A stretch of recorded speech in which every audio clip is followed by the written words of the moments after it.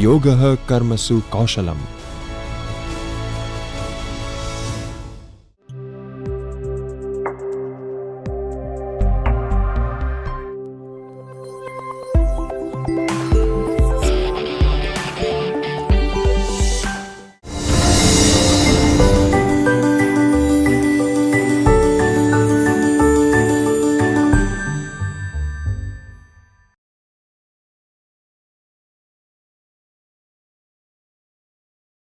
Friends, we have just concluded a discussion in which Professor Joshi and I have together explored the requirement of English teaching in India today, that English must be taught as a skill and not simply as a subject. English in itself comprises 4 vital skills: listening, speaking, reading, and writing. And today in this segment of my module, which will include a few PowerPoint slides and a few audio clips, I am here to explore the ways in which English may be taught in the Indian classroom, especially as a process of listening and thereafter speaking. So without going into further details, since we have had a very exhaustive preliminary discussion, let me now start the PowerPoint slide, which talks about the various problems that we teachers face while teaching English in the classroom and the common complaints that teachers have while teaching English in the language classroom. So these are a few submissions before you, and I am sure you will identify with them too. The topic for today is English language teaching, skills and competences. And I am going to be stressing on the strategies of developing listening and speaking in Indian classrooms. Before we begin, there are some thoughts to ponder. And these are some of the problems that we face when we teach our students: vocabulary retention, grammar usage, and how does a teacher bring a meaningful context into our lessons. There are several problems in English language teaching, but the major problems are learning, remembering, and using vocabulary and grammar in English. And why does that happen? Let us introspect and ask ourselves, aren't these some of our common complaints? Isn't this what most of the teachers from time to time complain about? These are some of the common complaints that we have. These are some of the common situations that we face in the classroom. While teaching English, what is it that we should do? The first thing we should stop doing is criticism. We should build confidence and we should encourage the students that English has to be learned from within. We must provide them with a desire to own the language. We must tell them that they can communicate with whatever it is that they have at their disposal.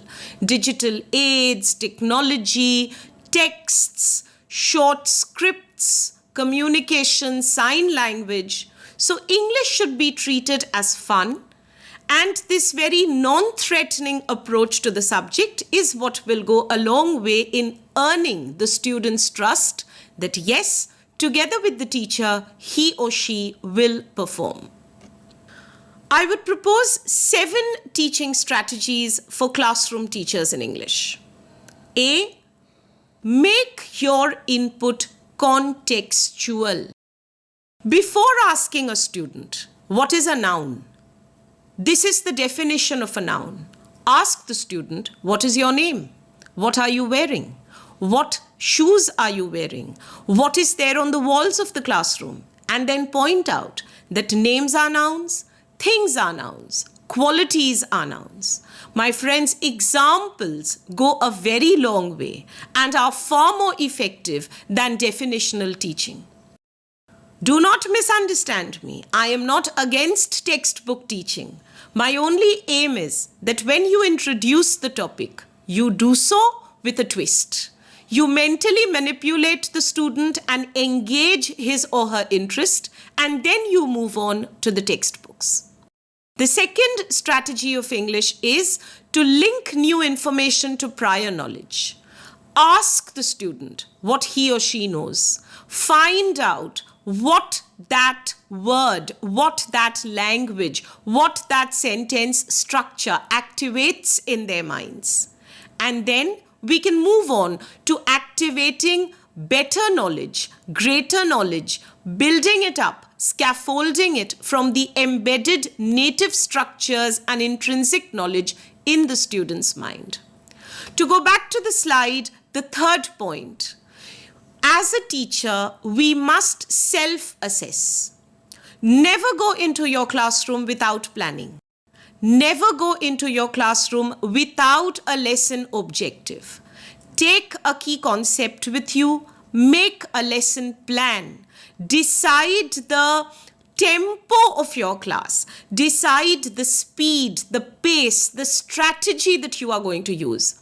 You must use a combination of visual, auditory, reading and kinesthetic, what is called the VARK method, so that we can address holistically a diverse range of learners with a diverse range of learning styles in the varied environment of Indian classrooms.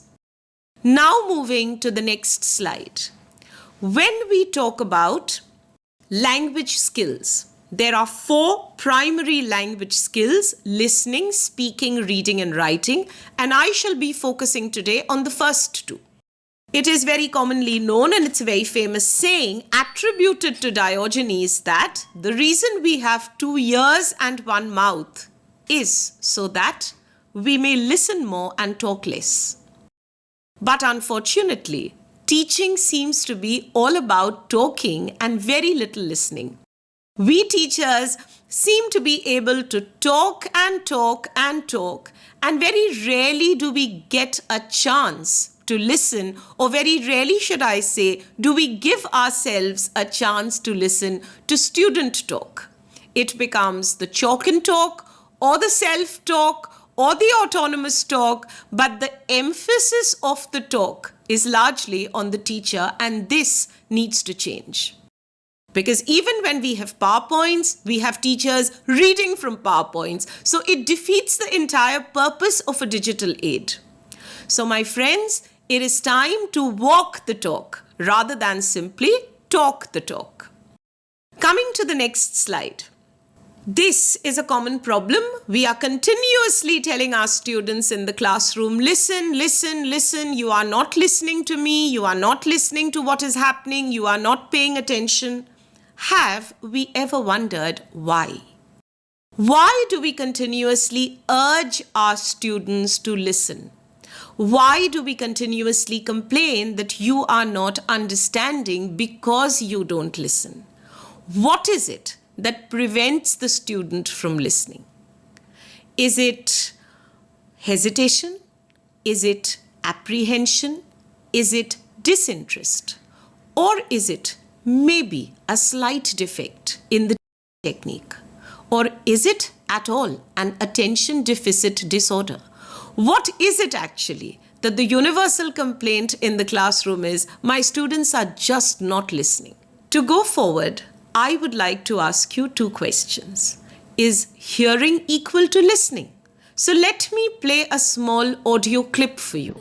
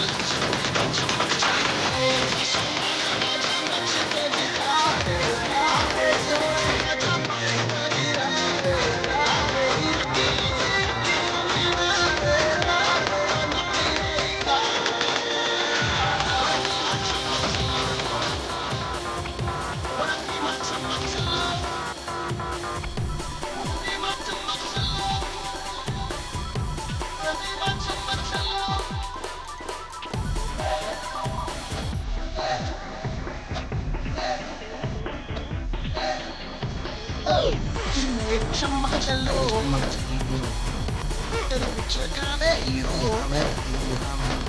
you tell me that much you can be my We just heard a foot tapping chartbuster, which was at one point of time very popular. Did you simply hear it or did you listen to it? If you listened to it, then how much of it did you retain? So my second question to you is that, is listening equal to enjoying? And for that, I would now present another audio clip of another popular song to prove my point. So let us have the second audio.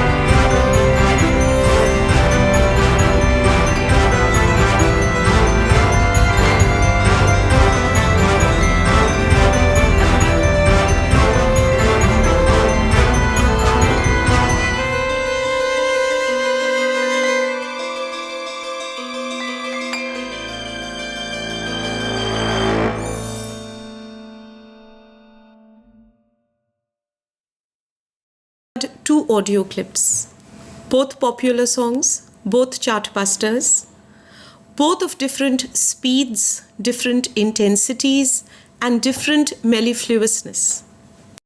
While both are popular, one is foot tapping, the other is soulful. If we ask ourselves objectively which one did we enjoy, the answer may be different. Some may have enjoyed the foot tapping music, some may have enjoyed the slow moving music. But if we ask ourselves which one do we remember, what lyrics do we remember, I'm sure the answer will be Pehla Nasha. Because even when you hear it once, the lyrics stay with you. This happens because it is in the mother tongue, the state language, the regional language, the familiar language. So imagine what happens when it is an unfamiliar language.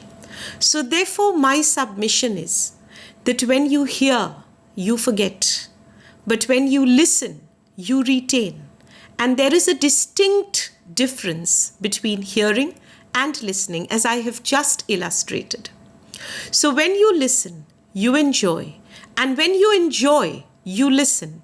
And the end product of listening is always learning. So to make our lectures enjoyable, we need to innovate. And once we make our lectures relevant and enjoyable, this concept of our students hearing and forgetting will go away. And the concept of our students learning, listening, and remembering will come into effect.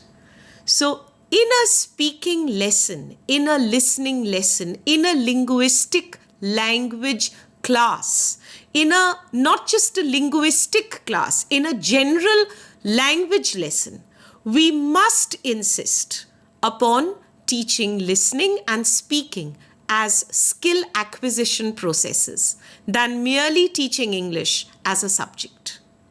Listening in English can be of various types. It can be interactive, non-interactive, and self-talk. The types of listening that the student is exposed to in the class is listening to the teacher talk, listening to recorded materials, and even listening to each other. So when you are teaching listening, you must be very clear about your goals. What you are teaching, what are they going to be listening for, and how your lesson is organized. This is directive teaching, so the teacher must plan a very careful, graded, and gradual progression in the lesson, keeping in mind what the student knows, how much the student is capable of, what are the native influences of the student. And finally, the teacher should insist on overt student participation. There must be some written or physical response, otherwise the impact of the lesson will not be understood. A good listening lesson will be a holistic one. It will have pre-listening activities. It will have knowledge about the text. It will have the purpose. Why is the student listening? Is it for data? Is it for general information? Is it because it leads to a command to accomplish a task-based assignment? A listening lesson will always require some kind of response from the listener. It may be taking a dictation, answering a question, filling in the blanks, doing pair work, filling in gaps. Whatever it is, it has to be some kind of a response. So a listening lesson will be that which uses appropriate material, and the student should be given more than one chance to listen each time with a different purpose, and eventually a lesson must have follow-up activities. Listening comprises a variety of sub-skills. You can listen to generally understand a topic. You can listen to interpret or extract data from a topic. You can listen to make a prediction as to what will happen next. You can listen to give your impression as to what you think will be the outcome or what you think is the reason for a particular thing.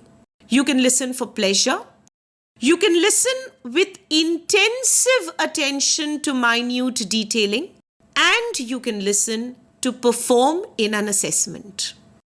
So given these sub-skills of listening which need to be assessed, we need to look at how to design a listening lesson, keeping in mind the problems of a non-native English learner cum listener. We must keep our lectures concise and precise. We must use very elaborate pronunciation so that sound distinction can be attentively focused on. We must emphasize certain keywords. The topics that we talk about must be very limited because too many topics talked about in over a long period of time, especially a topic which may not be familiar to the listener. It can distract the student rather than engage his interest. And finally, what we must do is we must have some content designed to test the level to which the student has listened. The basic framework of a listening lesson is divided into 3 main stages, which I'm sure teachers of English are very familiar with. It is called the pre-listening stage, in which we prepare our students to listen. The while listening stage, in which we tell our students to focus their attention on certain aspects of the text.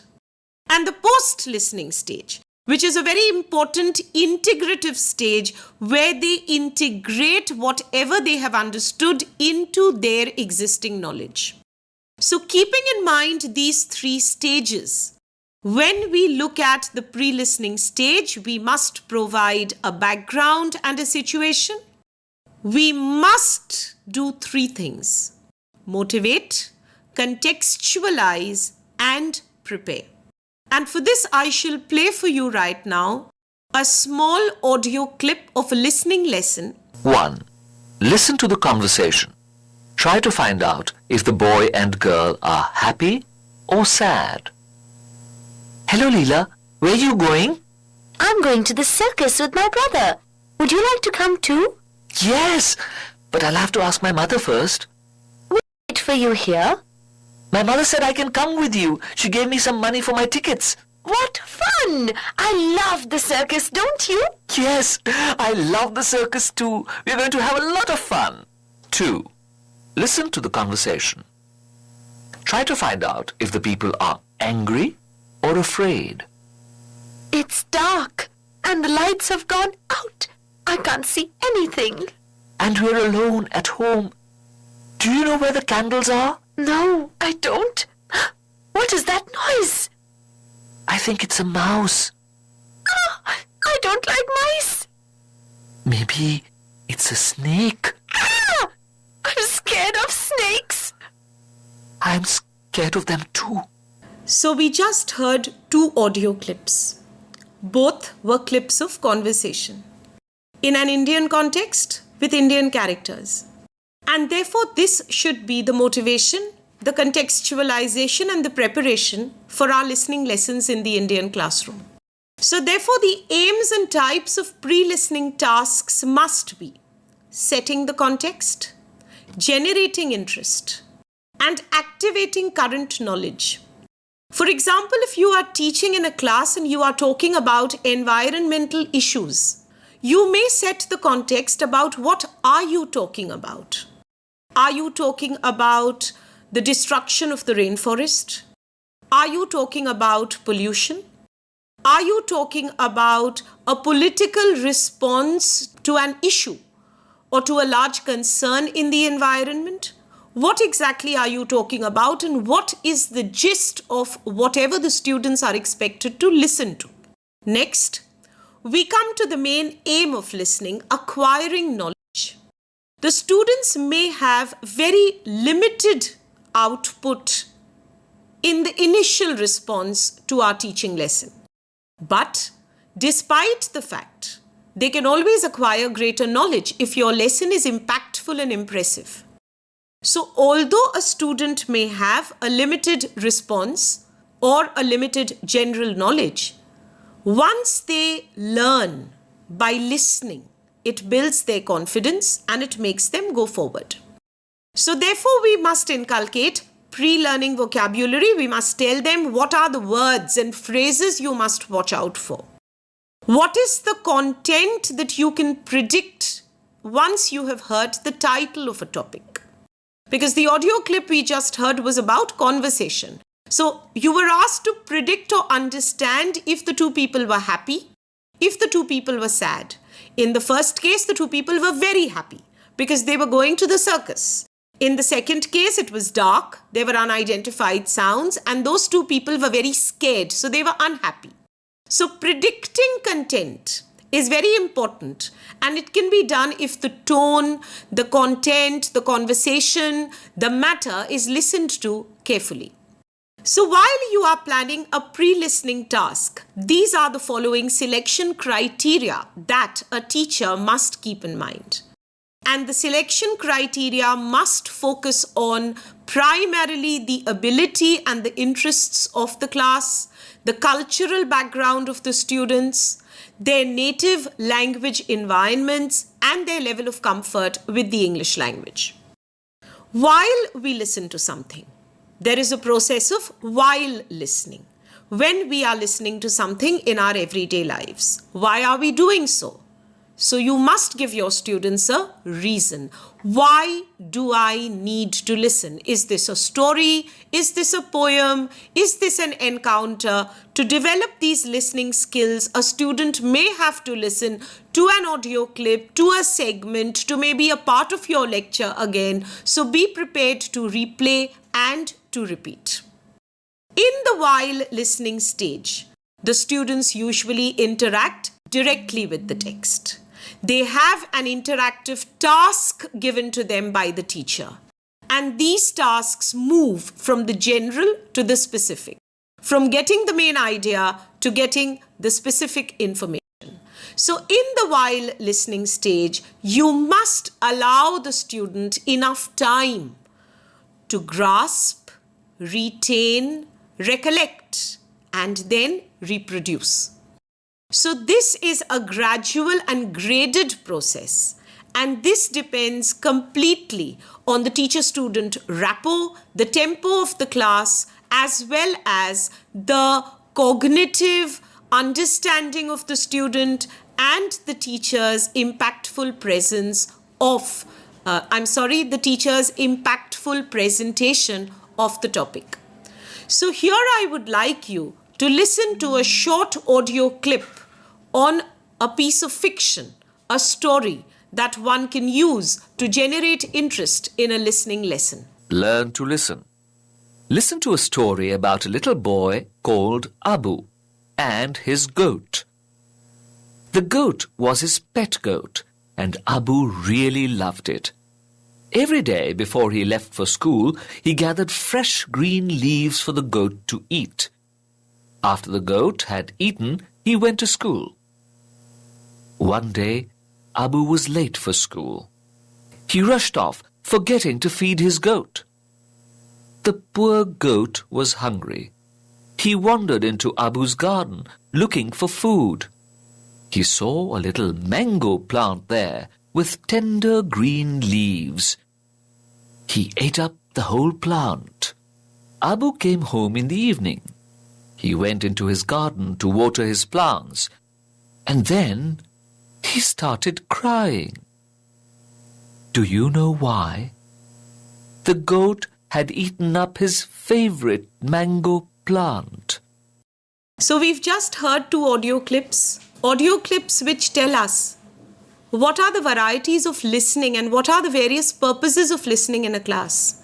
Based on these audio clips as very simple elements, I would suggest that we teachers design a listening framework for our lessons depending on the level of higher education we are addressing in our classes, depending on the students we are addressing, and depending on the purpose of the content that we are imparting. I bring you to the next slide.